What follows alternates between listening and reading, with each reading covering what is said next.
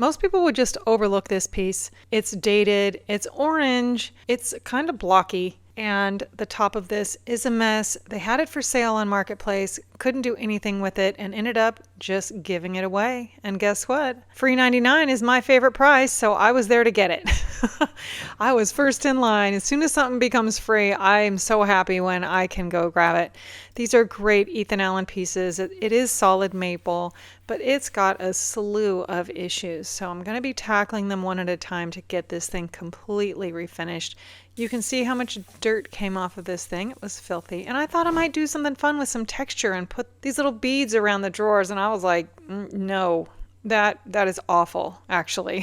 So I couldn't take that off fast enough. I mean, I thought it was a cute idea at first because I thought I might paint this pink or something. And I was like, no. And here's another no. The top of this was completely coming apart. So these maple dressers are not made usually from one slab of maple. It's a lot of laminated boards together, and often the glue fails. And so they do require some work. So I glued everything, clamped it, and then decided to, why not, add a few nails in there as well. I don't want that coming back off. But it's time to get all the drawers out. Of course, I number them every time and lay this thing down because I'm thinking it might need some legs or something different. That just big blocky skirt is just not my thing. And I'm just sitting here now brainstorming what to do. It's completely open. There's zero support for legs. There's parts missing over here. And I just decided, you know what?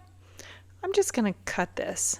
I think it will really modernize this without having to completely rebuild a structure underneath to support legs. So I decided to just mark everything off. I did a couple different lines just to kind of get an idea of where I wanted to go. And I'm building a little curve here, just using a little container.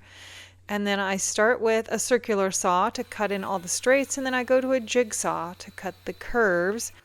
And once I get back to the straight, I switched again back to the circular saw. I just feel like I can get a straighter cut with the circular saw, and it's a little faster than a jigsaw over this whole thing. So I get all the straight things done with the circular saw and all the curves with the jigsaw, but together, the teamwork makes it happen.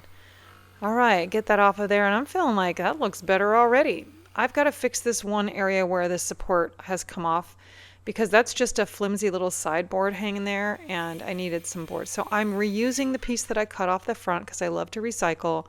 Just getting everything sanded smooth. It had old glue there because I'm going to put this right back. And they're just glued onto the sides, probably with wet carpets from carpets getting cleaned and things in over 70 years or so. That glue just fails. So getting it all clamped back together. How many clamps do you need? As many as you can fit in that one area. That's always my rule. Okay, and when things are stained, you don't notice all the nail holes, but I had to go over it and cover nail holes all over the place.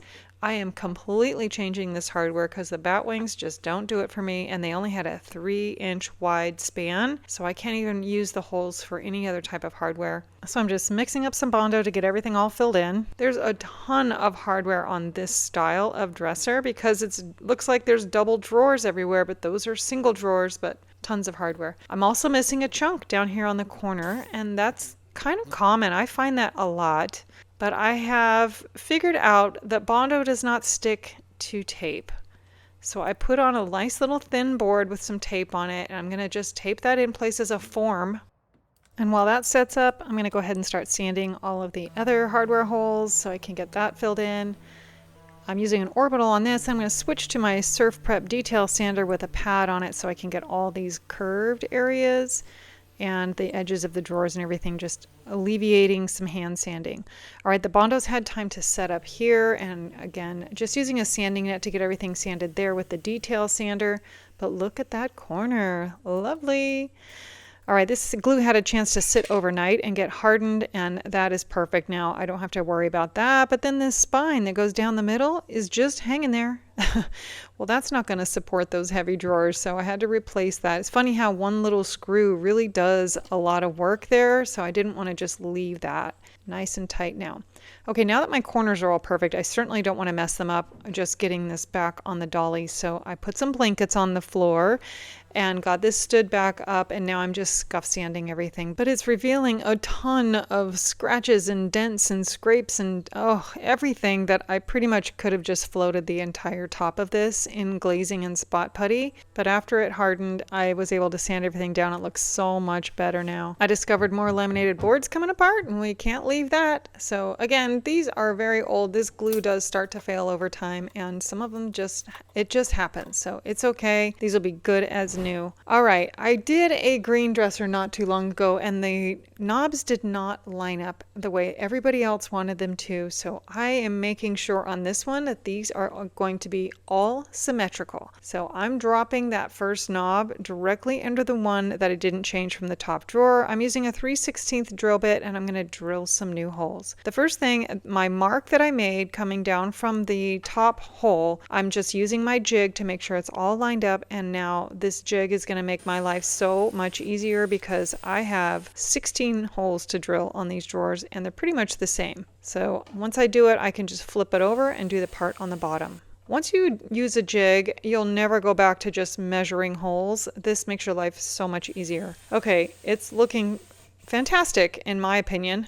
It may not look so pretty there, but to me, I'm like, yes, we are finally to this point. Time to set up the tent. I just want to reduce the overspray in my garage by putting up the tent and get this inside.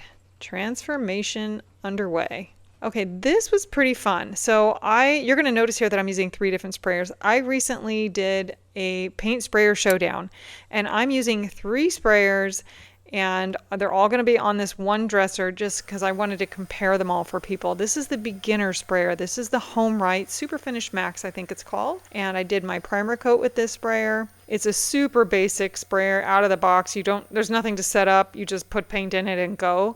So that was super easy. And then I noticed all this texture on the side that did not mimic the texture on the other side. So I needed to fill it all in with wood filler and sand it down smooth so that everything is cohesive. And once that was done, it's all good now, but I had to clean up my mess because of course there's sanding dust everywhere. And then a quick scuff sand in between coats just to make sure my primer coat is nice and smooth. Moving on to paint and a different sprayer. So back to my Flexio 5000. This is my go-to standard. I use this all the time. But just also testing my settings on a little piece of cardboard because you'd rather test it on cardboard than actually on your piece. But make sure your settings are all good before you move on. And of course, since this is my go-to, I know just how it works and it is lovely. But a nice layer of dark olive paint. I decided I was getting a little overspray inside, so I went ahead and put tape on there, but it is going to allow me to actually spray that little edge underneath the drawer rather than having to touch it up by hand. So that's kind of cool, and I'll probably continue to do that moving forward. I really like this process because spraying with the drawers, and sometimes I have to take everything out and do touch-ups, but this is going to solve a lot of that problem.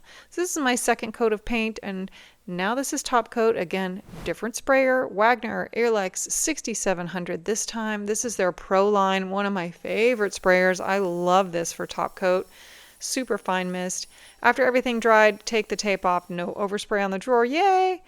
And tons of hardware. Again, 22 knobs are going back on here. And although many of these drawers are beautiful, there are a few with big ink stains, so they all had to get lined. So I just went with a really pretty botanical liner that really coordinates well with the paint color. And then I got to looking at it and I'm like, wow, that hardware is overwhelming. It was just a little much. I was doing too much. So I went with something a little simpler. You can see these are beautiful knobs, but I think these fit the piece a little bit better. So I went ahead and had to replace them all again. And now I'm conditioning the sides of the drawers. They were just dry and sort of tired looking. So I want to bring them back to life, and I'm doing that with some wood conditioner, and it really does just completely change how this looks. And it smells fantastic. I just love this stuff. It smells like oranges. So let's take a quick look back at where we started. Tired, sort of blocky, and with all of the changes that I made, this is where it is now. I think a completely different look, very modern, and relevant for today's households. I really love this color. I use lots of greens, but this is my first time with this one, and I'm sure it won't be my last. And the drawer liners, I think, were perfect for this. So although this was a tired and worn out freebie on Facebook Marketplace, now it is just a beautiful modern dresser that I think would go in just about any aesthetic. I hope you like it as much as I do. Thanks for watching.